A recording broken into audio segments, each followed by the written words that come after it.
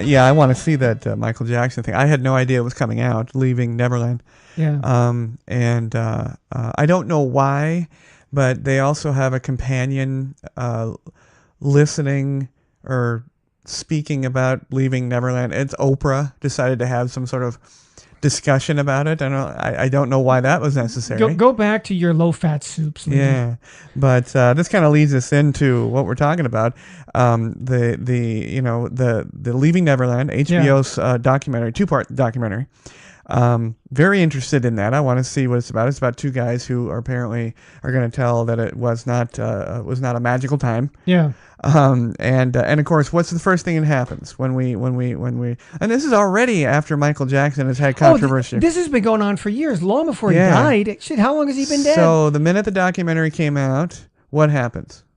Take a guess. Oh, they want to. There's a petition to close the show at the all shows. Oh, all shows. All shows. Stratosphere, MJ Live, The One. Oh, basically wipe him off. They want to wipe him off the public planet. Consciousness. Exactly.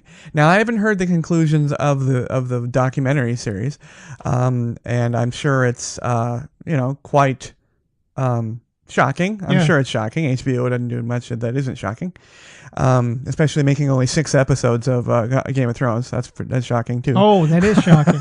It was expensive. They probably ran out of money. Yeah, probably. But yes, that's our reaction. Well, Close them all. Here's another Wipe him off the reaction. planet.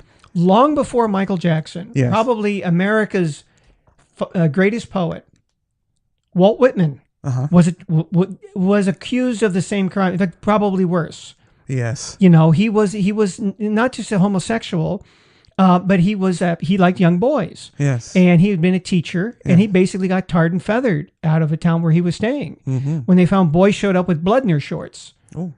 So they blamed it on the teachers. One of the things he would not talk about as he got older. Yeah. Now, that's something that about Walt Whitman that nobody talks about because of all of his other things that he did, as not just as a poet, but his philosophies. Closest thing to a Christ figure the country's ever produced, really, is Walt Whitman. But well, and obviously producers knowing that produced, Dead Poets Society, and sucking the marrow from the bones of life and Yop and everything else. Yeah.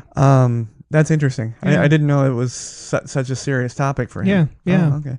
So the documentary came out. The petitions, of course, immediately came out. I don't know where these people come from. They just literally come out of the woodwork. Ready, when this documentary came out. Yeah. And they want to close everything. They want to wipe his name off the history books and that he'll never exist, which is not ever going to happen. Yeah. His infamy assures he will always be remembered. Yes. And his talent. Because a lot of the times, especially in Vegas, they want to wipe away everything that he did positively along with negatively. And I don't think that's necessarily fair. He's still, Cosby was funny. Michael Jackson was talented, and all these people did do things. Spacey, I wish he didn't do what he recently did with that YouTube video. He was absolutely crazy. Yeah. Now on the other side of it, people that I didn't find necessarily talented that had the same storyline, R. Kelly. His interview was just outlandish. Oh, that was crazy. Crazy. That was crazy. Yeah, I've never. There's just no other word for it. He was just a nutbag. Yeah. And I absolutely think he did something inappropriate, or many things inappropriate. I think Michael Jackson did as well. Obviously, Bill Cosby is found guilty of that.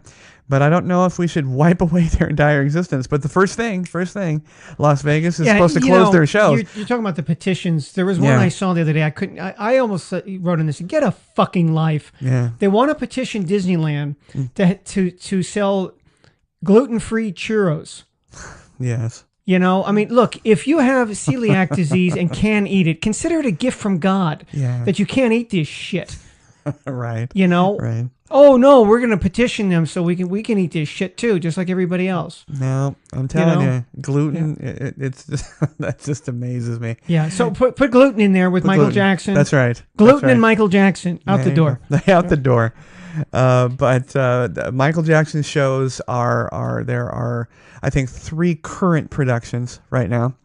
They're all good. They're all fantastic. Yeah, I saw one. And I'll be very interested to see if both Cirque du Soleil, who's a production partner with MGM, behind the one. Michael Jackson's The One. I'll be very curious to see if they bend and say, okay, we'll close this one down. It's a moneymaker. It's a big show. And it's a great show. And they're going to put hundreds, if not thousands of people out of work if they, follow this ridiculous trend that happens all the time. So I'll be very curious. But having said the word magical, I'm going to very awkwardly transition into what we're talking about today. Magic shows. We've often talked about, John has friends. I'm sorry, I forgot his name. Darwin. Darwin, very old man. He's old now. He's in the late guy. 80s. But a magician here in Las Vegas. And I guess once you're a magician for life, right? That's right. In fact, I knew a guy. Another magician. Now you have to understand about magicians. They come in all walks of life, just like people. Sure. Some of them are, there's even a branch of magic, Christian magic, where they more or less preach gospels, and they use magic as a way of demonstrating them, right? So there's a whole subculture of Christian magic. I don't know any of those people, but the ones I know, some of them are full of shit. But I listened to them anyway. And one guy told me that years ago he was neighbors with Michael Jackson, because Michael Jackson lived in Las Vegas. Right, exactly. Yes. And I thought, yeah, that's all right, Jeff. Yeah, I'll say. Well, he had photos. And it was Michael Jackson. What can I say? It was Michael Jackson. And he said Michael Jackson really liked magic and knew a lot about it. He knew the old guys like Howard Thurston, who was, a back in the day of the traveling magic shows in the 30s. That was a prominent name. He knew all about that. Was very interested in that. It makes sense with everything else, Neverland and magic. And he was a voracious collector of things. I mean, he and strange, awful, gothic and grotesque things that he collected. But I knew kind of his propensity for magic. But magic in Las Vegas has been, I think, has a storied history. I mean, there's always has been a magician. Even back in the times of the Rat Pack, they had magic openers. And now headlining magicians, that, as far as my research, that didn't come about until what I'm going to refer to as modern Las Vegas. But otherwise, they were sort of a side show, a side act. And I don't really know. I wanted your opinion on this. Mentalists. Do you sort of put them all together in one group? Yeah, they have a group of the mentalists, and again, there's some that are psychics, mentalists. Yeah, including like Uri Geller, who was a member of the Society of American Magicians at the time when he was saying that he was in contact with intelligence, the 7 intelligences on the planet Hoover. How could people believe that shit? Back in the 70s. Is he? No, and that was the whole thing when you watched him on television. If you watched a regular magician on TV, close-up guy. They would always move that camera right in on his hands. You could see dirt under his fingernails if he had any. Right? Uri Geller say, no, I'm not a magician. I'm doing this stuff for real. They back up. It's like, oh, well, we're going to take you at your word for it. He was a spoon bender, wasn't he? Yeah. I agree with that. It's hard for me to put. I don't know if magicians and illusionists and the performers of today like being categorized with mentalists. Because I think magicians, they know that it's an illusion. They have designed these, I'm going to call them tricks, and I think that's probably a misnomer. But they've designed these, they've taken great pains, probably a lot of money too. And patented these tricks. And, but they always know that they're entertainers, they're illusionists, and they the prestige movies aside, they will admit that it's just a trick. We're fooling you. We know. There's an honesty to it. They're basically saying, I mean, are they? Again, magicians and card cheats are often banded together, right? They're cheating. Well, no, the magician is telling you, I'm going to lie to you. The same way a writer does, right? A writer says, oh, there's a story. These people aren't real. I'm making it all up. Right. But you go ahead and read it and you enjoy it. So it's kind of the same thing. It's an illusion. What they don't like are the people that, and where mentalism comes in, is that people who are saying that, oh, no, I'm using, psychological subtleties or whatever. No, they're not. It's gaff stuff. It is there, and they have shills, and they have Yeah. compatriots that are filled in the audience. Yeah. Or it's just basic stuff. They have people that will ask questions that people don't realize they've answered. Yeah. And magic is really when you read the books on the craft of magic, it really is it's an academic endeavor in that if there's a move somebody uses, he has to credit where that move came from, and they will argue back and forth whether or not Ed Marlowe or Di Vernon invented this move, and they'll say no, it was Vernon learned it from this gambler that he knew of. Dad Stevens taught Vernon that, and Marlowe learned it from, and they'll fight about this stuff, about who came up with the move first, right? 75 years ago, right? And it's just like, it is interesting on one hand, but who cares, right? Yeah. There's a question for you at the end of the show here regarding Ricky Jay. So we'll save that to the end. But things of that nature. And Ricky Jay, of course, is a wonderful historian. And he would agree with you about the history and the mathematics behind everything, and the academics for sure. Yes. But let's talk about some current magicians going on today. All right. I've had a lot of people say they're coming into town and they want to enjoy a show, and of course I try to throw them the popular shows, the hard ones to get into, but there are a tremendous number of magicians, and if it's your thing, oh my gosh, you could spend it isn't as many big as days. it was in 2000. No, when we opened the Venetian, every place had a magic show, and then it was like Cirque du Soleil back then of magic. Yes, right, and then when it kind of on the wayside, when Siegfried and Roy pretty much folded up, and then Lance Burton retired, and now all of a sudden magic was kind of an old Burt Lantzman. Yep. All right. So, and speaking of Burton, and they're definitely not. I looked this up. Yes. They're definitely not related. Nathan Burton. Yes. And I'm going to combine him with Matt Franco. And they're both. Matt Franco is. They're both actually sort of. They jump around a bit, but they're associated with the Link. Yeah. And they're also associated with, but not winners of. America's Got Talent. Yeah. So it proves that people actually do go from that show to a success. Yeah. Now, from what I hear, the show doesn't help them. Not really. I mean, they do. The number one person that wins does get I believe, a contract of some sort, but it's temporary, and you have to, But these other people, they go out there and they hustle and they get it. But they're both sort of comedy magic. Yeah. And lots of fun. I mean, and they're smaller shows. They're going to be like cocktail, those are great classic shows. lounge shows. Oh, they're great. Yeah. I remember seeing Matt King when he was at Harrah's. Matt King, for like $9. Yeah, that was a local. I got a discount. Otherwise, it was $15. It included a drink. It was exactly. Really good, I said, there are movies that cost more than this. Yes. Oh my gosh, yes. And they don't come with a drink. Yeah, exactly. And you don't have to deal, with all the Marvel fans. Yeah. Nathan Burton, Matt Franco over at the Link. America's Got Talent. If you watch it, you'll know him from there. So next, I've got to go with the big one. He still comes through. And I have a story about him, David Copperfield. Oh, yeah. Yeah. When I first got to Las Vegas, I sort of had to make my bones a little bit and do some part-time stuff over at Sunset Station. And I was associated with the theater over there. And out of the blue, I get a call from this guy. And he said, blah, blah, blah, David Copperfield wants to come see a movie. And I said, okay. And he said he does not want anybody else in the theater. And I said, well, you know what? I agree. Yeah. People suck, and they chew, and they loud, and they just suck.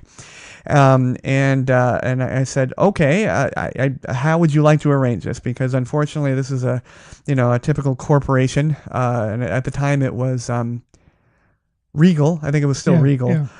And they are a typical corporation. They're a terrible corporation.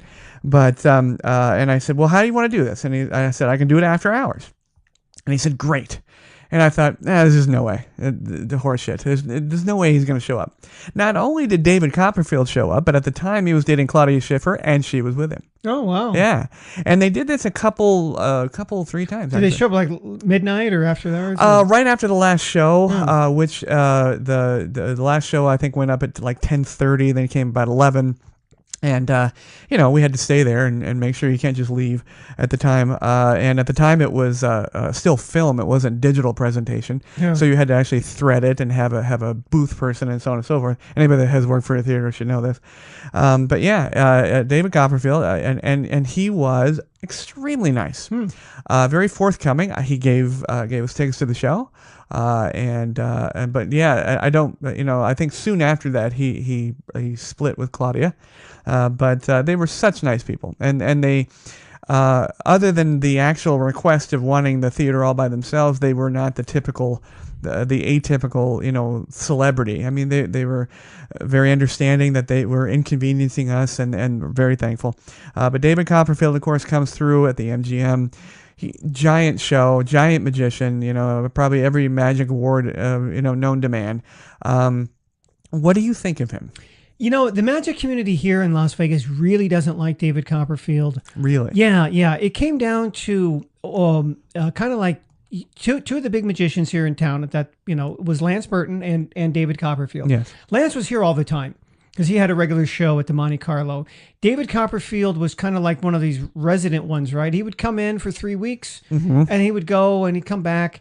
His show was kind of like that. Yeah. So Lance Burton was, one of the nicest guys you'd ever want to meet. He was kind of down home from Kentucky, that sort of thing. He once punched out David Copperfield. To piss off Lance Burton, you really had to have done something pretty bad. Yeah. I know other people that there was a magician who performed named Kevin James, not the comedian. Same name, Gotcha. right? And he had an illusion called Snow. Well, David Copperfield does Snow because he leased it from Kevin James. And Wow. then he wouldn't let Kevin James use it anymore. Copperfield wouldn't? Yeah, Okay. because again, I have an exclusive on it. Okay. Basically. So that's why I think he ruffled feathers here because, again, he looked at things and he didn't associate with anybody. He didn't show up to meetings or hang out, and that's fine. But that was something so he didn't make any friends with that. And yeah. So Lance Burton threw fists at Yeah. Copperfield. Yeah, I'm not neither one are exactly- big men. No. They're very slight men. Yeah. And so he leased it. What was the leasing period? I'm not How even do you do sure on that? that. And well, I didn't know I knew another guy. He was a good guy from the Magic Club. He was a stoner type, but he invented illusions. He would think stuff up probably in his stoner haze. Sure. And then go figure out how to do it. And the one illusion at this time, I'm going back to 2004 or 5. You might remember David Copperfield did. He would sever his top half of his body and his legs would walk away. Yeah, I do remember that. that. Was a mind-blowing illusion. Yeah. Steve Fearson, this magician, he invented that. That was Steve Fearson's trick, $65,000. I heard that he couldn't tell anybody how it worked. Because it was an exclusive. He couldn't sell it to anybody else. Okay. Because sometimes, usually you have some illusions and you see a lot of people performing them. Yeah. The zigzag, which was everyone's probably seen it. It was really popular in the 70s. It was invented by a guy named Robert Harbin. It's a vertical box. Usually the assistant's female. She gets in the box. There's an outline of a woman on the outside. Her face comes out of the top. Yes. She holds a handkerchief or a silk scarf with her hand, which kind of sticks out.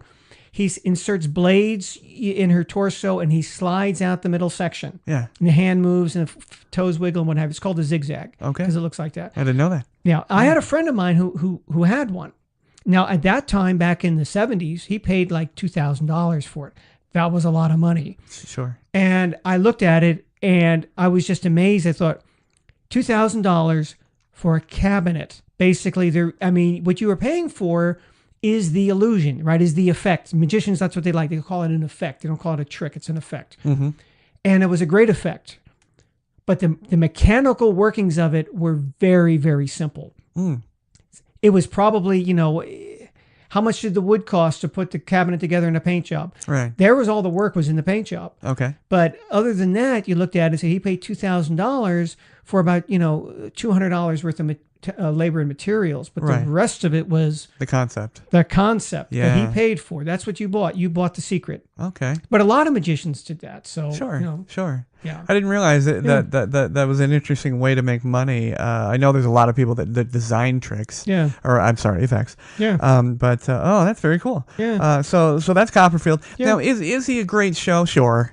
I mean, come here and see Copperfield. Any of these performers we mentioned today, well, I'd say most of them, I think are going to give you a great show. And especially the smaller ones, like you said, you get a drink, you sit there, it's a two-top, you don't have to be bothered by these ridiculous crowds.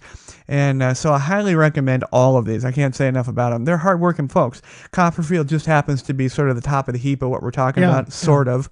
The next one, I think is a sort of an underground popular favorite, although they're getting to be older guys and they have a lot of irons in the fire. Penn and Teller. Penn and Teller. They've been there forever. Yes, and Penn Jillette has been brilliant in the marketing of he and his partner. Yeah. And God, I remember Penn Jillette was on Miami Vice. As a character, he was a drug dealer, he's just brilliant in the subtle ways that he keeps Penn and Teller alive. Yeah. Now they have the show called Fool Us, which we're going to talk about a little bit later,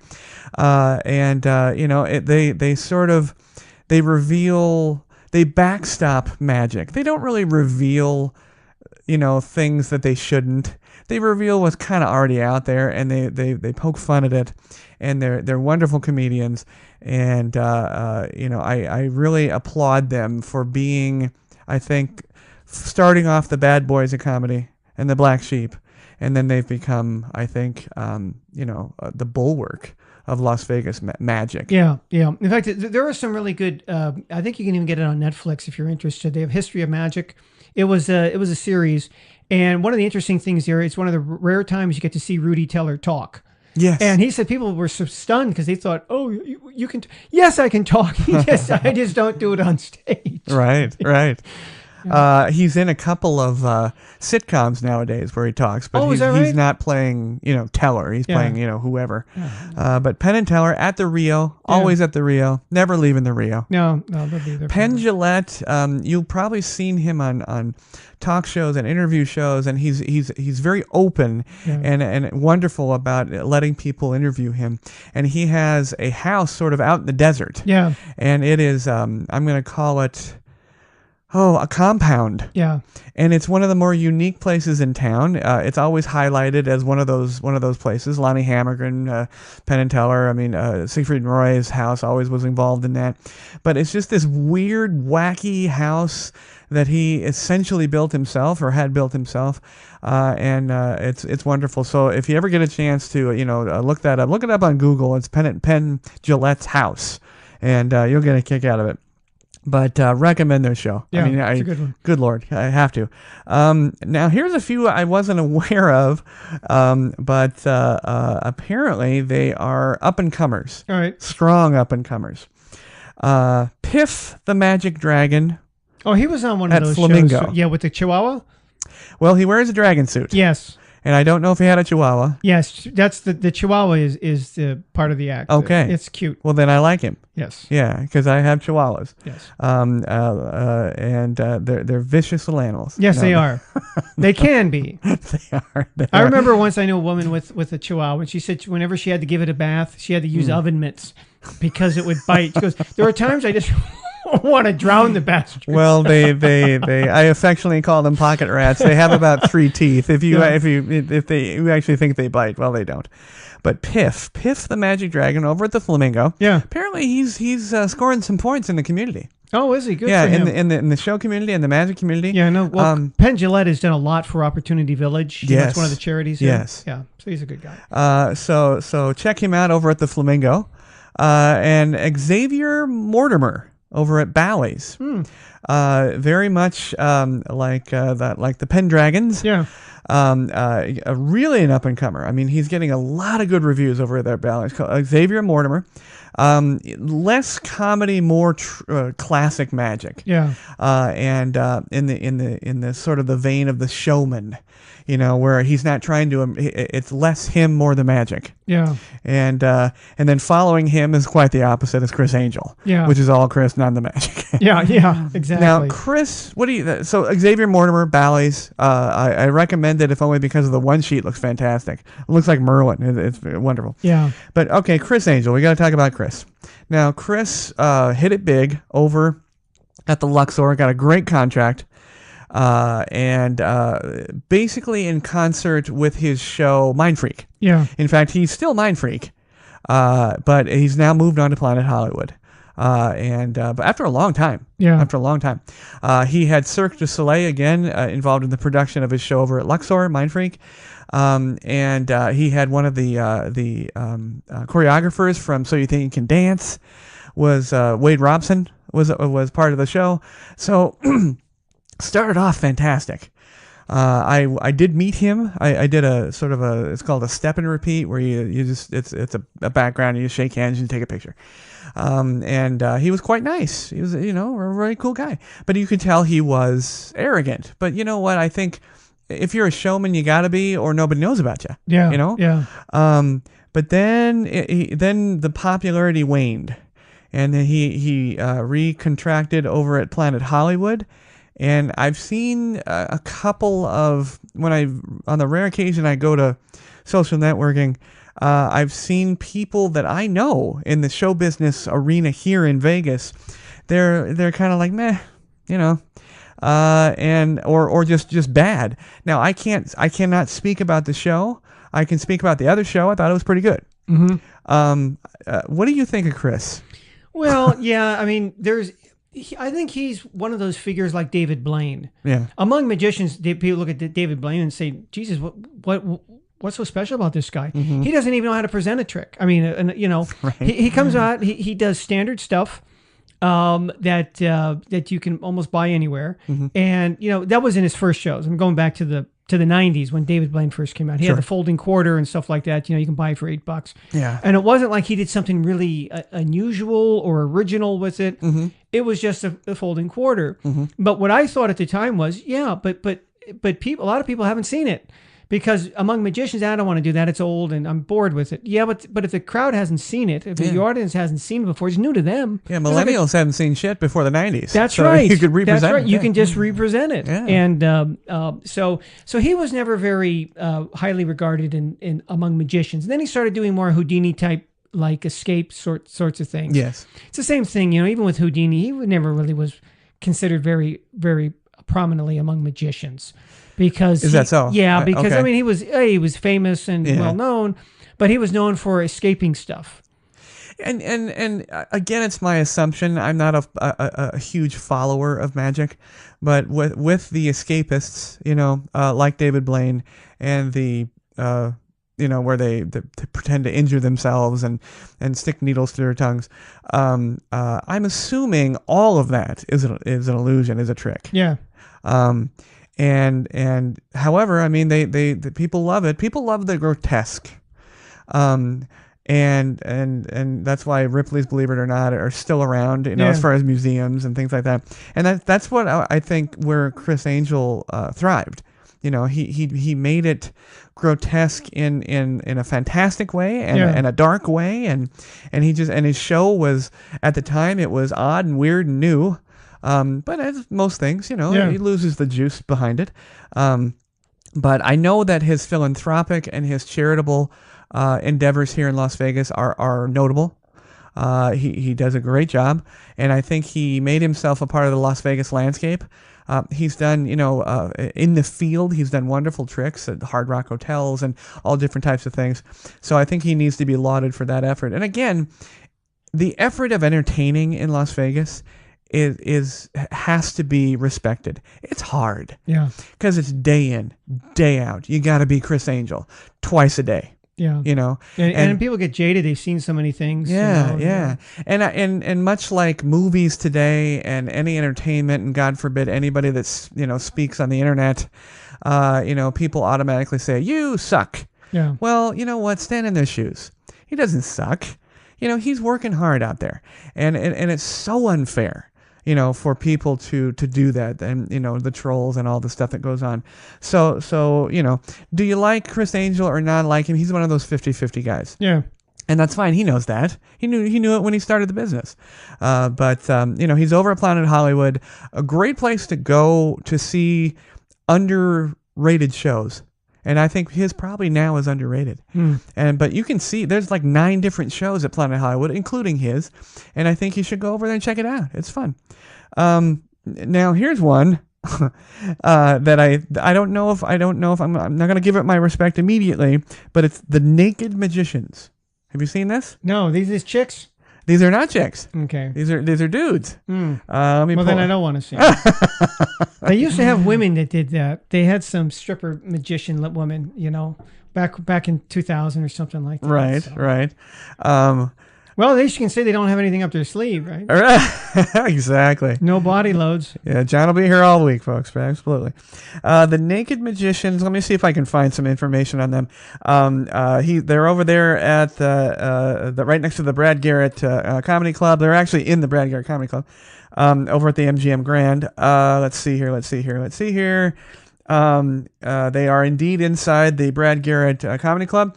I'm going to read this blurb for both of us and for our listeners.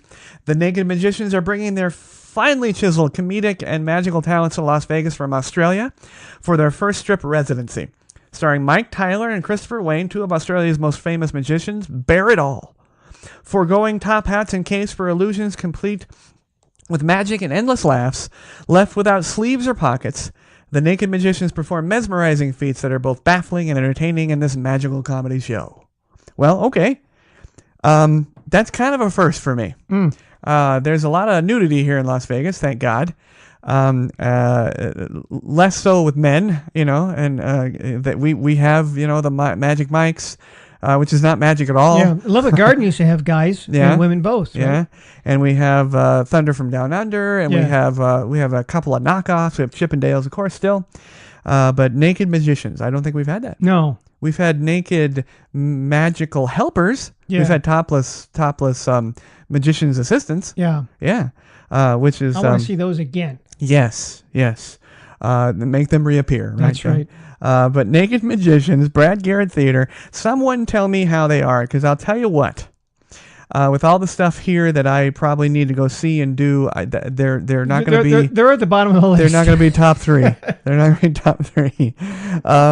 So before we get to some classics that we've kind of already mentioned, here are some that have been around forever. And John actually mentioned one. Matt King. Yep. I know nothing about Matt King. Oh, he's really fun. He actually grew up with Lance Burton. And it's Mac, M-A-C. M-A-C, yeah. King. And Matt King would be on those, if you go back to the 90s, the late 90s, NBC used to have these World's Greatest Magic specials on once a year, usually around Thanksgiving. Mm-hmm. I only remember that because I was in Japan, but my mother would videotape it for me and send it to me. So, but I remember that. And Matt King was on that a lot. He was kind of like one of these filler type. He would come in there before one of the other acts and he would do something. Yeah. So he's a comedy magician. His show was very funny. It was absolutely worth the price, whatever it was, $10-$20. Yeah. And it's mostly clean. I mean, it's again, he's a comedy magician. There's you can take kids there. There are going to be some sexual jokes they're not going to get.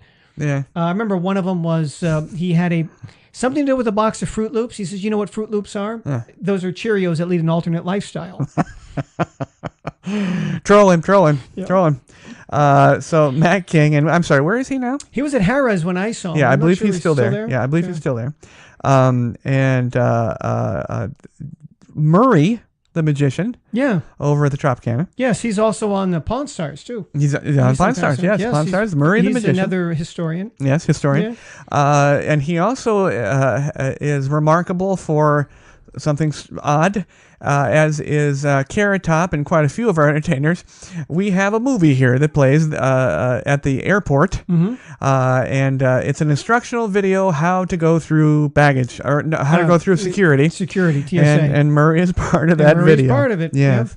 And then lastly, we have, I believe, now I'm going to probably be corrected quickly by this, but I believe currently the only headlining female magician performing right now.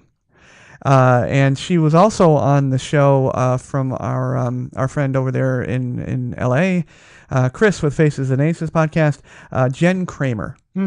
And again, Chris recommends her.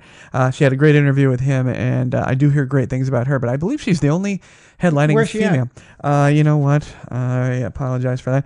While I'm looking that up, so the three classics that we have to mention: Lance Burton, Yeah. Melinda. Oh, Melinda, that was his ex-wife. Melinda, First Lady of Magic. Yeah. And Siegfried and Roy. They were husband and wife, weren't they? I totally forgot Yeah. that. Yeah, they were married. Yeah. In fact, it was Darwin told me he was the one that she wanted to go become a magician, and because she was his assistant, Okay. so she knew how we did everything, Yeah. more or less. And she wanted to get into. I want to have my own show. What should I do? And he says, go out and get a boob job. Right. Jen Kramer at the Westgate Hotel. Okay. Yeah. All right. You can go enjoy her. Yeah, and then we had other guys. Remember back then they had Steve Wyrick. Steve Wyrick. And we still get now and then around holidays we get Rick Thomas. Rick Thomas. Mm-hmm. Rick Thomas, who the only other person I think Dirk Arthur. Dirk He Arthur. had White Cats. He had White Cats. So Yeah. did Rick Thomas. Lots of White Cats. Yeah. Not as flamboyant, of course, as old Siegfried and Roy. No. But they absolutely. And you'll see him sometimes at that hotel. It's way south. Silverton. Silverton. Yes. Thank you. Yes. Exactly. That's where they are. Exactly. Even Kreskin was there Oh my gosh. at Silverton. He's not with us, right? I think he's still alive. Is Kreskin alive? I think he is. Good God. Now, there was a guy there that among magicians, they didn't like Kreskin. Maybe because, again, part of his act was, hey, I'm really doing this. Right. You know, Right. I'm really reading your mind. Wow, he's considered a magician. Yeah. An American magician. Yeah. He is 84, and he is Yeah. absolutely still alive. Yeah. But, There was a movie some years ago that was based on Kreskin. Yeah. I'll have to look that up. It was a good movie. Yes. The and Amazing something or yes, the Great and, something. And he's also, wasn't he a self-appointed debunker? Didn't he go after... James Randi did that. Yes. And maybe Kreskin did as well. I don't thought know. Kreskin went after Geller. Or was it... It was James Randi. Was it Randy? Okay. Yeah. All There's a right. documentary on Randy. Okay. On the on Netflix. You can Netflix. get. That's Okay. good. All right. Very good. Randy goes after anybody who he has a really good book on Nostradamus, and Okay. you are really hard to find a book about Nostradamus that basically says he was full of shit. Oh, You know, you have all kinds. Oh, his prophecies were true, and this. Yeah, some of them were true. Yeah. That in later editions that came out after the event happened. Well, yeah. That's not hard. Huh? He went back and rewrote something. Yeah, let me get this right. So as I said, all of these that we've mentioned, both past and present, a great deal of respect for them. They're hardworking entertainers. Please, when you come here, if you can't get into that, that first show that you want to go to, look at these folks. Yeah. Look at the magic list, and I swear you're gonna love it. Now, a couple on the negative side, and it's not really, well, it is negative, but the magic industry and the community here in Las Vegas recently lost one of their very important people. We did. We lost Johnny Thompson. Johnny Thompson, known as the Great Tom Sony. Great Tom Sony. Yeah. He not only assisted Penn and Teller with their Rio efforts, but now their show Fool Us, he was one of the consultants and producers there. Yeah, but- and he was a mentor to Lance Burton and many others. Yeah. So he was, in fact, he opened one of Lance's shows. One time I saw Lance. Lance often had a juggler open his show, but he also had Johnny Thompson sometimes. Okay. As a Great Tom Sony. And so Johnny's stuff was more or less along the lines of parlor magic, which it was, he wasn't an illusionist. It was smaller venues. Yeah. But among magicians, he was highly revered. He was kind of like a professor. Yeah. Yeah. So our thoughts go out to his family, but Johnny Thompson, and now on the darker side. Yeah. A magician who used to perform at the Paris Hotel, mainly, was arrested for something awful. I mean, it was involving child pornography. But his name is Jan Reuven, and he's recently back in the news because not only was he arrested for that and pled guilty, but he apparently misunderstood what he pled guilty to. Yeah. And long story short, he thought he was pleading guilty to what he did, and he would do 5 years. Apparently, it is he pled guilty to what he did and up to 30. Ooh. Yes. So he's now trying to back out of his plea, and this is all in the Las Vegas courts, I believe. But Jan Reuven, so not a good guy. Not a good guy. So let's see. All right, we're gonna go to a couple of questions here. One of which has to do with magic, sort of. All right, John, you had mentioned Ricky Jay. Mm-hmm. Have you met him? No, I haven't. No, I almost had a chance to. Yes. We got a call once at the desk. He was going to come there because he was friends with Robert Goldstein, who was the president. Oh, okay, yes. And Ricky Jay was going to come to the desk. Yes. And they wanted me to bring him up to Goldstein's office. Yeah. And, Ricky Jay and I both learned magic from the same guy, Tony Slidini. Okay. In fact, I had heard Ricky Jay talk about learning from Slidini on an NPR. Yes. So I was really excited about having the chance to tell that to Ricky Jay. Yeah. But Goldstein came down and met him and brought him up to the. I saw him there at the fountain. So, that's too bad. No, I didn't get a chance to meet Ricky Jay. Now Ricky Jay. This comes from Popo1925. Right. Off of. And also, Ricky Jay Twitter, doesn't tend to fraternize much with magicians. No. I think that he would really enjoy seeing Gary Darwin's magic collection of books. Darwin has the largest, at the time, he had a larger magic collection of magic books than the Magic Castle. He had 8,000. Oh my gosh. He had them in every room of his house. Yeah.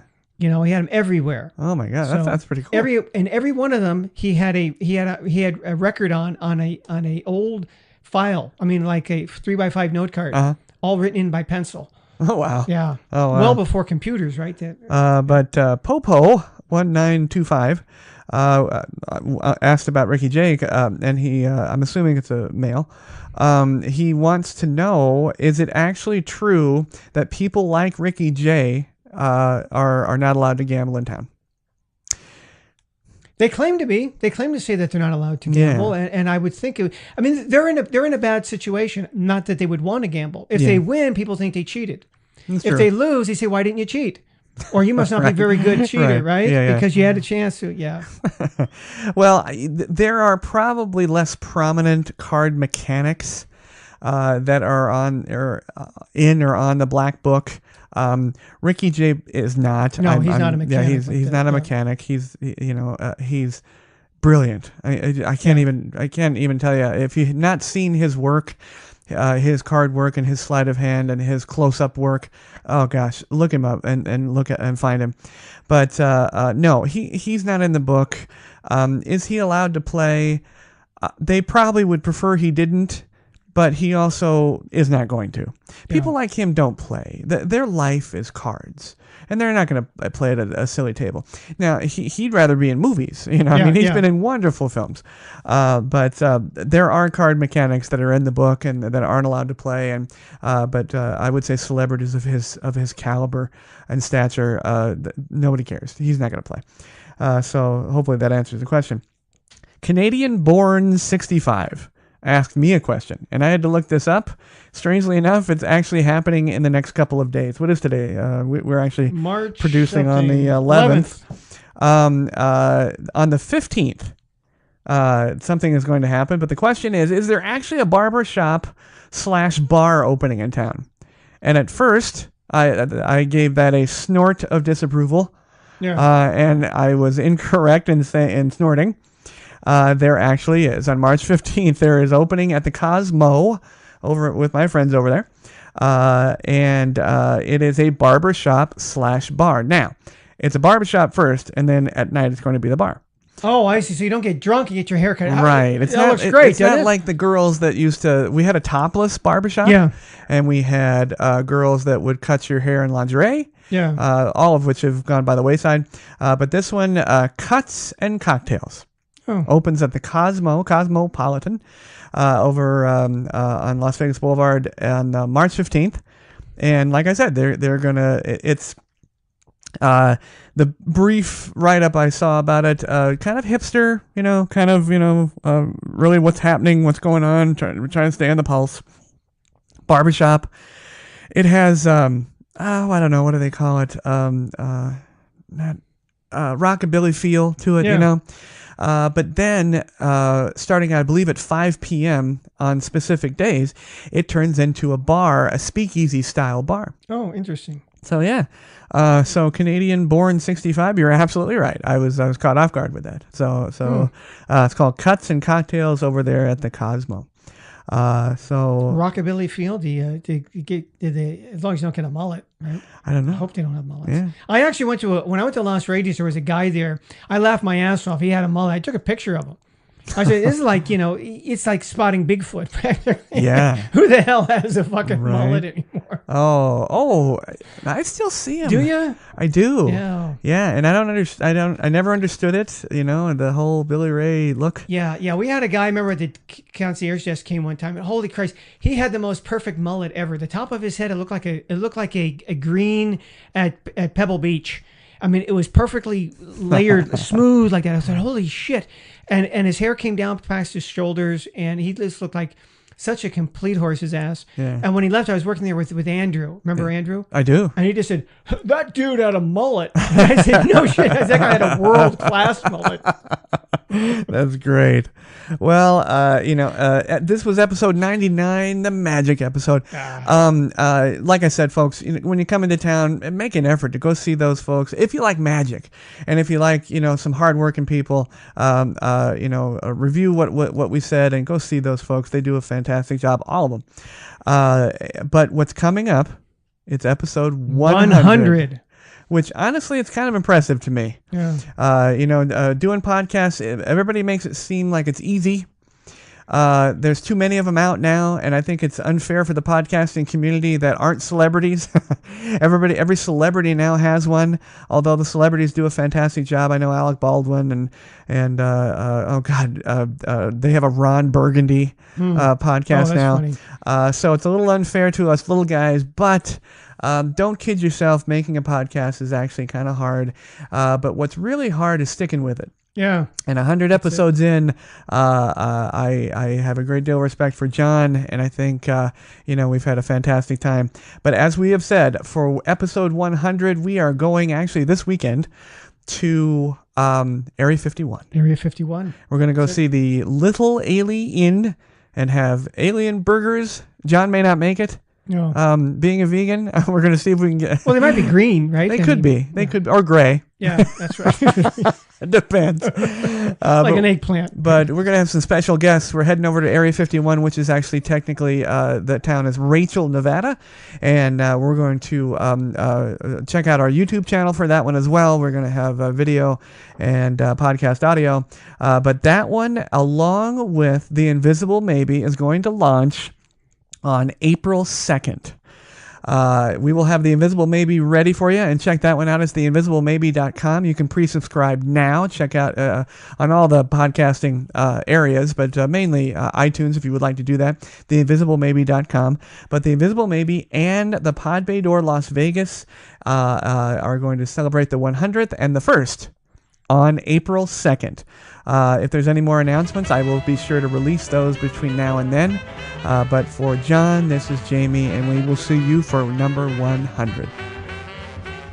Thanks to everyone listening and watching. You can catch the Pod Bay Door on the Podbean app or any of your favorite podcast apps, including iTunes, Google Play, TuneIn, and Stitcher Radio. You can watch the show on our YouTube channel at the Pod Bay Door Podcast. Please download, like, and subscribe. Our social connectivity screen is coming up. Check in with us on Facebook, Twitter, and WordPress. The Pod Bay Door is closed and talent is out. Hey everybody, thank you very much for tuning into the show. We would love to hear your show suggestions and comments. If you are watching on our YouTube channel, please click to subscribe. You can also connect with us on Facebook using @PBD Podcast, on Twitter using @TPBD Podcast, and on WordPress at thepodbaydoor.wordpress.com.